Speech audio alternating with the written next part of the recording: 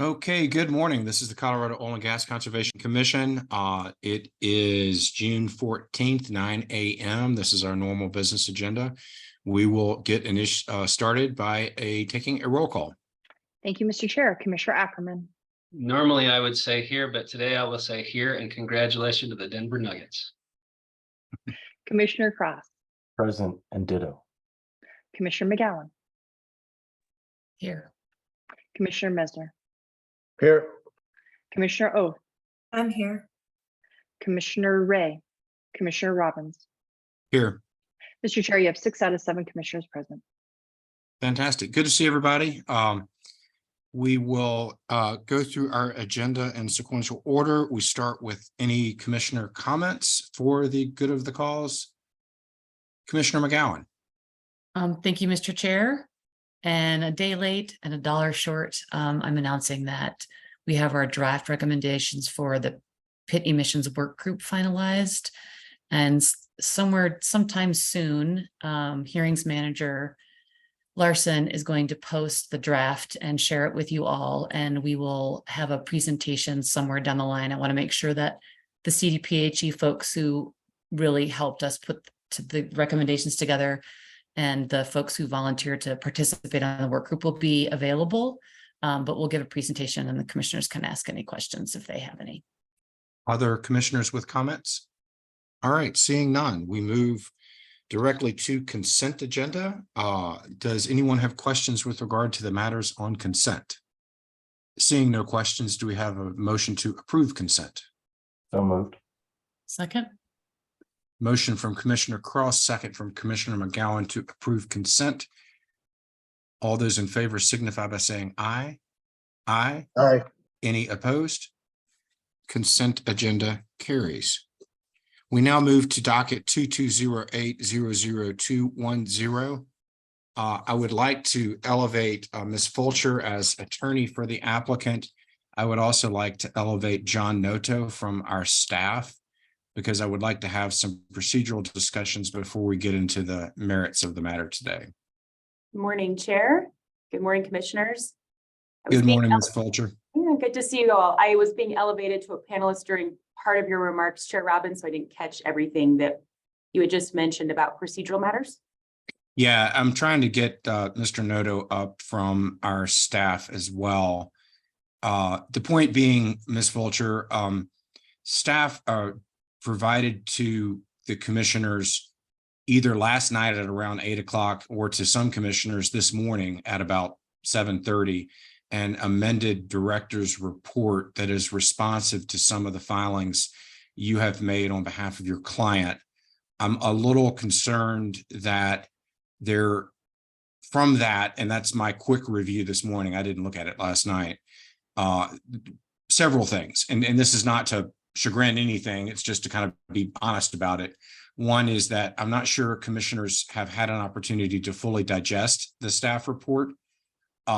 Second, from my review of the staff report, it appears that there remains some areas in which we don't have, sort of full consensus in terms of factually what's happening out there with regard to the floodplain and some of the flow paths and things of that sort.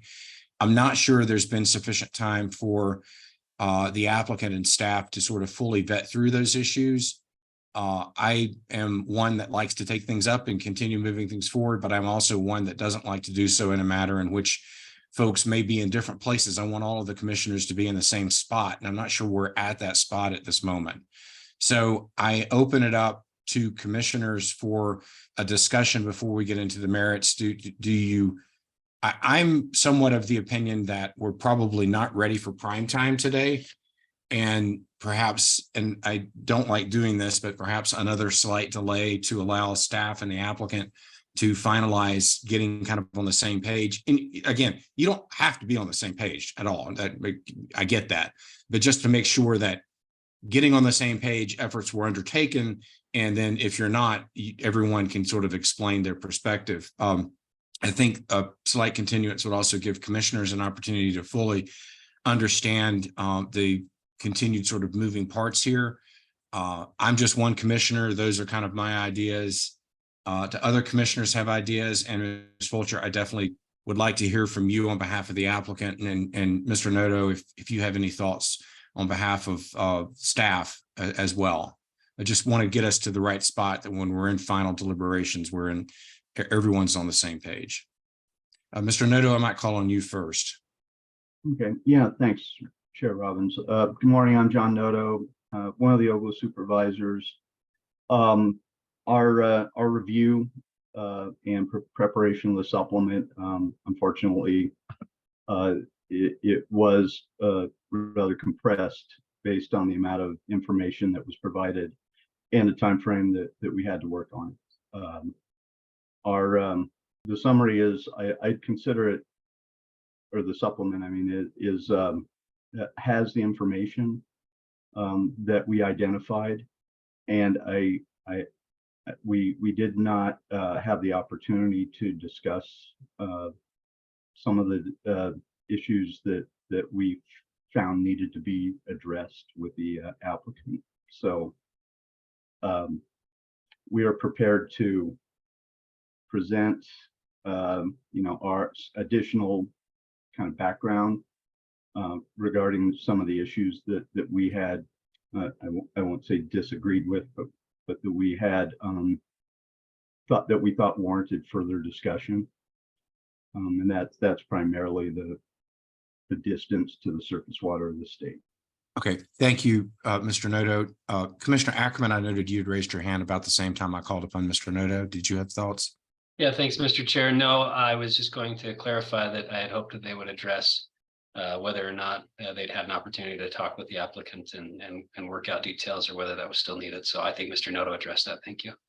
Mm-hmm. Ms. Fulcher, thoughts? Apologies for putting you on the spot. Thank you, Chair, and that's okay. I figured I'd be put on the spot today, so I appreciate the comments that have been made this morning. I appreciate certainly how the commission feels with respect to wanting maybe a little bit more time to digest the supplemental director's recommendation. And we are prepared to today to address staff's remaining items of concern that were shared within that supplemental recommendation yesterday evening. I think Mr. Noto is correct. I mean, the way we took it primarily was the primary issue being the flow path direction seemed to be one of the areas of remaining concern. And so we did confirm with the civil engineer, the licensed professional engineer that reached those conclusions, that he was available this morning to answer questions on this panel. We pulled him in this morning. But that all being said, I think we would certainly welcome the ability to a short continuance so we can meet with staff. The applicant did offer that a few times last week, but I also know that there was some moving parts and some folks that maybe weren't in the office or maybe even in the country. And so we were certainly willing to meet last week. We were willing to meet the beginning of this week, and we are absolutely willing to meet in the next day or two, so that we can address this issue. I think it is important to note that the flow path direction, this is not a fact or a position of extraction, but rather this civil engineer, this licensed professional engineer that's come up with this data. So I think we could see if he could also be present at that meeting to go through his findings and his conclusions in this hydrology report with staff, and then answer those questions as well. So my thought would be, because I certainly don't want the commission to feel like you don't have the time that you need to analyze this additional data and to digest the supplemental director's recommendations. So if that's where the commission is, then I think the applicant would support a brief continuance.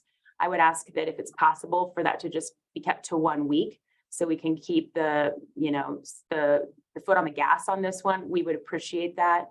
And then I think we would also ask that we could agree to set a meeting with staff this week.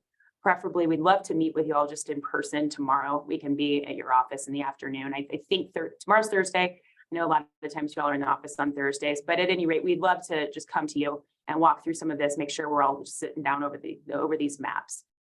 So if we could keep the continuance to a week and get a meeting with staff as soon as possible so we can iron this all out, make sure that we're all on the same page. Even to your point, maybe we don't all agree on the data. Again, this is data that's coming from a civil engineer, not our guys, but that we can at least walk through some of this information.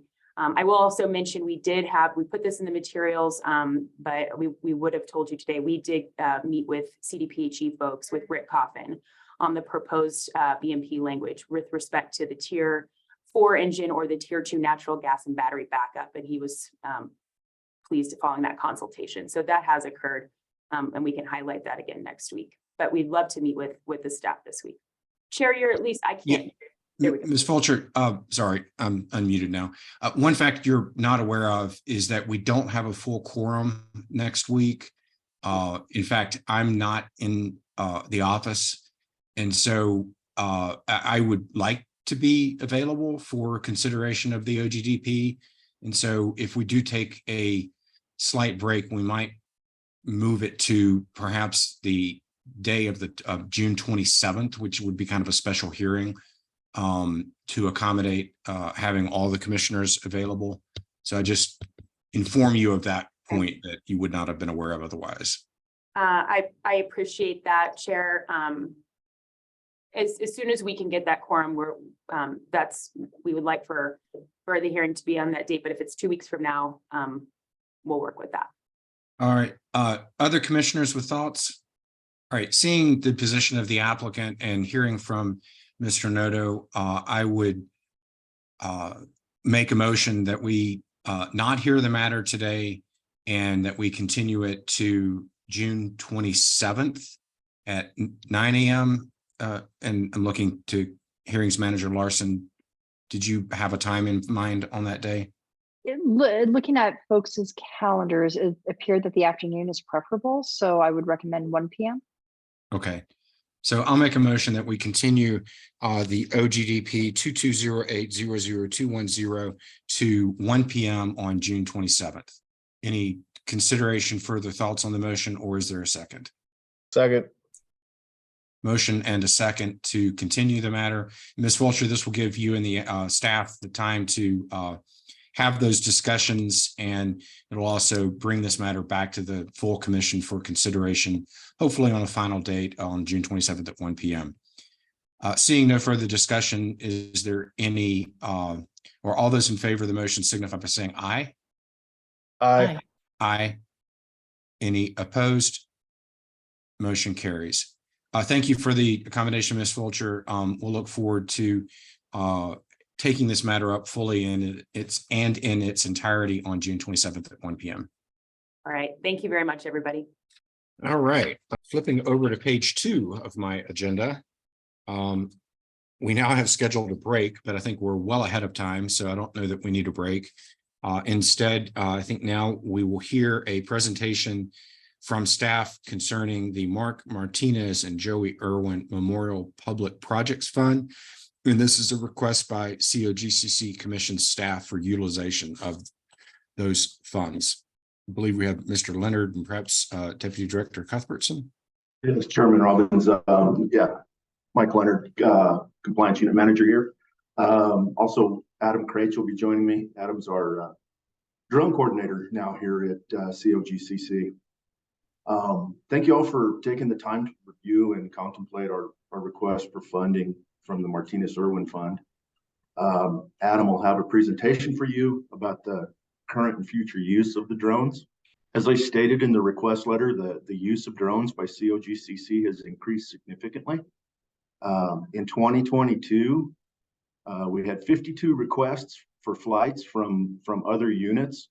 And so far this year, we've had 21 requests from other units outside of the compliance unit and reclamation unit. And these requests, those don't include the over 800 missions that have been flown in the course of regular inspections. So we're really using these drones a lot. The ability to capture and transfer near real-time data improves the quality and accuracy of decisions made by this agency. And with the added capabilities of the latest technology, we'll improve our ability to detect leaks and flow lines, buried wellheads, and enhance reclamation inspections. As I noted in the request letter, our reclamation group is working on a pilot program right now with industry to help reclamation inspections. As a side note, we're hoping to donate our current drone fleet, which Adam will explain to you why we won't be able to use them, to some secondary schools in Trinidad, Honey, and Primero. These schools have been developing curriculums to teach drone usage in the workplace. Jason Gomez, our Northeast Compliance Supervisor, has been working with the staff from these schools to develop their programs. And we hope this to be an important aid to schools in DI communities. With that, I'm going to stop droning on and have Adam give you some really great information. Welcome, Adam. Hello, nice to see you all, commissioners, again. So I'll share a screen. I've got a short presentation for everybody. I tried to keep it short and sweet. Popped up here. I don't work in Zoom a whole lot. Bear with me as I try to get this figured out here. All right, can everyone see what I've got going on there? Yes. Okay, cool. So this is anyway, my presentation. This is 2023 and beyond. It's the Oil and Gas Conservation Commission's Drone Program Evolution. We're part of the compliance group. We're embedded in the compliance group. So this is kind of what we're going to go over. This is our build out plan. Number one, I always start with why. So why we want to build out the program, who is going to be building the program out, what specifically we are expanding and improving upon, and when we expect the evolution of the full evolution of the program. So starting off, we're leveraging emerging technologies to lead a proactive charge that more efficiently and accurately seeks to protect health, safety, and environment. The photo you see there is kind of a detailed picture of methane detection. This is a laser methane detection system that's drone based. So this technology right here, probably 5 years ago, was in the millions, and we're down to a, I would say, affordable range of being able to deploy those technologies. Along with this, with the way we're kind of trying to organize this and trying to put it all together, is it modernizes our workflow across many of our silo work groups, and it moves the commission in line with Governor Polis's executive order focusing on greening government, which I'm quite sure you're all familiar with. So who's going to be doing this? And that's our compliance group, as I am embedded into the compliance group. This is kind of an example of our current workflow for inspection staff. As you can see down here, look, the diamond represents a location for inspection. So oftentimes we have a compliance group going out to do an inspection, a reclamation group going out to do an inspection, environmental group, OBLA, engineering. Not everyone obviously is going to go to that inspection every single time, of course, but we do have a lot of overlapping inspections. So where we have we're deploying a lot of resources to one spot to have a lot of overlap on it. The way that we're kind of proposing and putting the workflow together is it would look more like this. We have a location for inspection. Our compliance group can go out there, we can fly the location, and we can distribute that high detail tactful information to any of these groups that you see here, of course. In some cases, we actually are able to share this information with outside groups, sometimes CDPHE or OSHA, or I guess even in your guys' case, in commission. So that would be a kind of an ideal workflow of what we want to do. This is going to hopefully eliminate multiple field trips for different inspection staff. So updating our fleet, our drone fleet is going to be updated in 2 ways. So number one, we're going to replace our unmanned aircraft currently in operation by COGCC pilots. And then our second leg of that update is to deploy payload aircraft that supports modular technologies that better assist in COGCC's mission. So we'll talk about the replacements first. For our replacement drones, we are currently running drones that were purchased in 2018. while the drone themselves are still in very good operating condition. They will need to be replaced because there was a new rulemaking for FAA, and they updated their Part 107 rules. So drones, as of September 16th, 2023, they need to be remote ID compliant. The drones we have obviously aren't that because they were built in 2018. The remote ID broadcasts drone ID, location, altitude, velocity, control station location, timestamp, and emergency status. This helps to identify our drones with other aircraft that might be operating in the area. We operate at a pretty low altitude. We're never really, we're never above 400 feet, but that does help a lot. We deal with a lot of crop dusters and flight for life type style helicopters that fly generally below that, so that will help identify us there. So the new technology we're talking about, and we'll talk about the methane detection as well, that we kind of touched on a little bit earlier, but we're adding new tech to the fleet. This will give the commission the ability to deploy technology exclusive to manned aircraft. Just a few short years ago, these technologies are methane detection lasers and magnetometers. These technologies will give us the ability to cover large areas and find, quantify, and geotag surface methane emissions, as well as the ability to locate buried infrastructure such as cut and capped wellheads and pipelines. And we expect the program to be fully built out within 5 years or less. The biggest investment for us on our end is going to be obviously getting the equipment and then training the people to do it. I do need, I'm in the process of recruiting new pilots across our staffs, but gonna need our equipment prior to training and build out of any of that. So trying to get the right equipment in the right place is our first step in trying to build the program out. And that's it. Thank you for your consideration. I know that was pretty quick, so I'm sure there's going to be some questions, and we're happy to address them. So I guess I'll figure out how to stop sharing my screen. There we go. Great, thank you. Anything further, Mr. Leonard? I do not. We're ready to answer questions. You don't want to drone on anymore? No, I don't want to drone on anymore. Thank you, Mr. Questions for the panel? Commissioner McGowan? Thank you, Mr. Chair, and thank you for the presentation. And I appreciate technology that makes everyone's jobs easier and helps reduce redundancies. That being said, I am curious to know why this request wasn't part of our budget request this year with the legislature.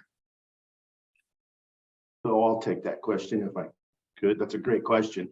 I did add into the compliance unit budget the replacement of our current fleet. I did not add in the extended payload drones.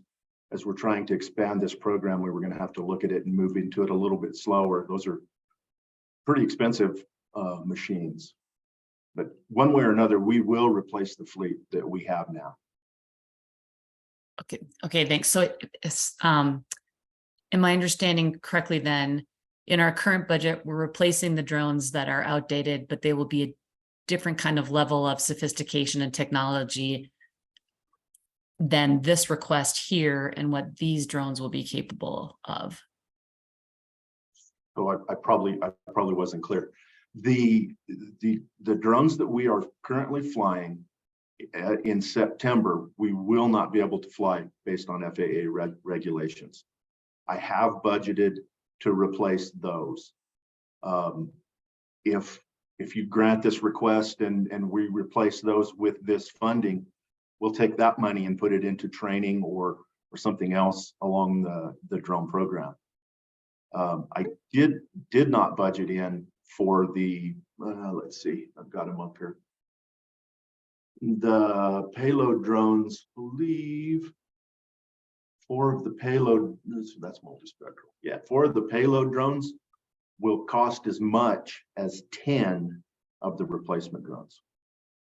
And then the really expensive parts of this become the lasers and the magnetometers.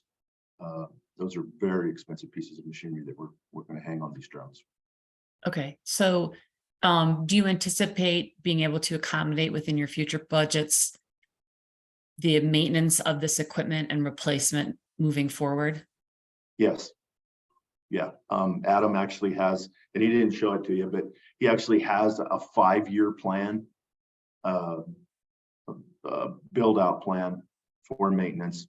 The drones will actually last longer than 5 years. And if Adam, if you want to explain that, go ahead. Yeah, so really these drones are pretty modern. The only thing that we really have to replace, I guess the most sacrificial part of the drones themselves are the batteries, and those are interchangeable. Of course, I've actually got spare batteries built into the program or built into our budget so that we can replace those. We also have a preventative maintenance program that we've deployed on our current drones. I've refined that a little bit and have made that a little more robust for our new set of drones. But outside of catastrophic loss, let's say one of them flies away or one of them gets crashed, we expect to operate these drones for probably well beyond 5 years. I would imagine they'll last quite a lot longer than that, as long as the FAA doesn't pass any more rules that render my current fleet of drones useless. Yeah, thanks. I appreciate the additional information. I will just say from a personal perspective, I think I would have preferred to see that you asked for the whole kit and caboodle as part of your budget and something was declined. And so you want to see it from us, from the Martinez-Irwin funds, because I do think this is something operators should be paying for as part of our program and the needs of the compliance group. That being said, I do think this is important equipment, and I know that I'm appreciative of like the efficiencies that this creates, but that's just moving forward. I think that would be something I would like to see. I do think that this should be part of your budget and that it should be paid for through our system and our permit fees and all of those things. So thanks. Chairman, you're muted. Quick question, Mr. Leonard, back when we negotiated the Mark Martinez and Joey Irwin Memorial Public Projects Fund, I think one of the conditions there was usage of the monies needed to be signed off by Occidental Petroleum. Do you know whether we've had a chance to sort of run this past Oxy? I don't. Maybe Commissioner Messner can. Mr. Chair actually has not had an opportunity to see this application yet. Okay. I don't know that forecloses our conditionally approving the application, but I believe that any motion should indicate that we need to make sure that Occidental is comfortable with the proposal and that would be a condition of approval if we move down that route today. Good. Other questions for the panel? Commissioner Messner? Thank you, Mr. Chair. I really appreciate the application. I appreciate the opportunities that the drone fleet creates, particularly around leak detection and efficiencies in inspections and kind of broad information that the different attachments to the drones are going to be able to offer. I think probably beyond what we're even thinking about today. I wonder though, and because you and I have talked about it, Mr. Leonard, if you could just expand a little bit on some of the different attachments that are available, or Mr. Krish, if you wanted to as well, and what some of these attachments allow these drones to do in leak detection, in infrastructure, analysis, in reclamation applications, in inspection applications, and just talk a little bit about like real world scenarios on the ground and what some of this stuff can do, because I think it's really impressive what these pieces of equipment can do and how it really can move the mission of the COGCC forward, or aid in the application of the mission to protect public health, safety, welfare, the environment, and wildlife resources. Yeah, excellent. I got that one. So I'll start out with I guess the biggest the elephant in the room, which would be the laser methane detection. It's probably the most expensive addition to the payload drone, but it has an ability. So depending on how high we fly, the equipment predicates how big of a spread on the ground we're going to get, right? So we can have probably a good 5 to 6 meter area that we can actually run a grid pattern with that and find and quantify and geotag actual methane emissions that we wouldn't see otherwise, probably not even with a FLIR camera. It's the lasers are very sensitive.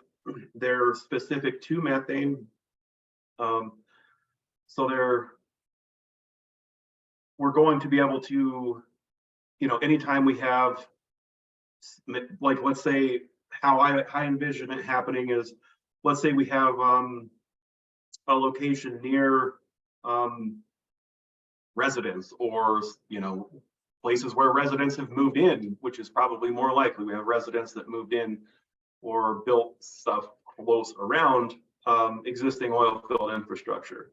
I think it would be a pretty valuable tool to be able to go out there and just do an audit maybe once a year, or get some sort of schedule on it, so where we're constantly verifying that we don't have a fugitive methane running around somewhere and gathering the way that they like to.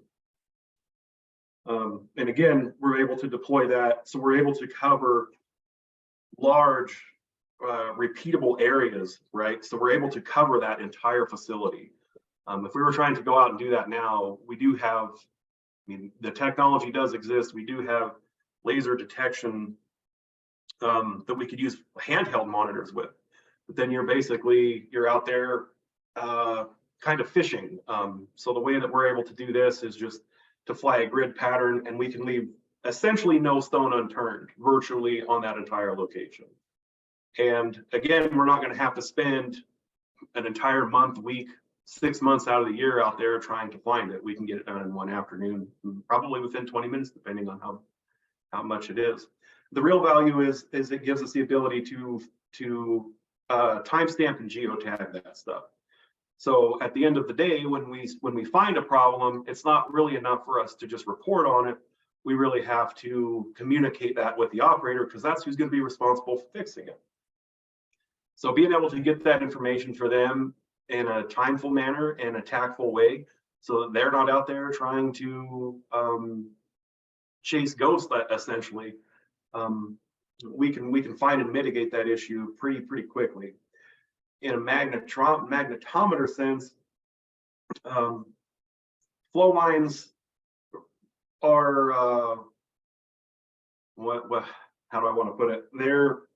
They can be difficult because some of them are miles long, and so when we have those that are running across huge swaths and we don't know where they're at, this is going to give us a really good ability to again take a large area and be able to scan that with a great deal of preciseness and be able to find exactly, okay, now we know exactly where that cut and capped well is. We know exactly where that flow line is. And so we can zero in on those problems. This would be invaluable when we're talking about things like, hey, we've got some liquid bubbling up in a farmer's field from a cut and capped well. We have liquid bubbling up from what we might think is a flow line that's coming across someone's property. We have a complaint that comes in our way. To be able to do that, we can deploy those resources again, quick, tactful, and we can, again, depending on who's responding to the actual complaint, or whether it's a well that we own or a well that an operator owns, getting that turned around in a timely manner, I think is very important for our health, safety, and welfare, specifically when we're talking about environment. Adam, could you talk a little bit about the reclamation, the imaging? Oh, okay, yes. So in that request, I have some dual infrared cameras. Those are going to help us deploy for a reclamation sense, an artificial intelligence that will be able to analyze that reclamation for us. Now, that said, that's a developing technology. It's really centered around crops, but it is becoming more capable with identifying rangeland. The technology was really built for agriculture. So we can deploy that, if we can deploy it right now, if we have reclamation that's taking place where, the landowner, the surface owner says, I'm growing corn, or I'm growing crops or barley or whatever they're growing. So we could turn that around very, very quickly, actually, with the AI that has the potential to do that. And again, rangeland and open, I should say, native grasses are a little more difficult, but the technology's there. I would imagine in 5 years that will probably be well and deployed. We have the potential to probably do about 10 to 13 of those reclamation flights a day. So that would be able to increase our efficiency in reclamation probably 100%.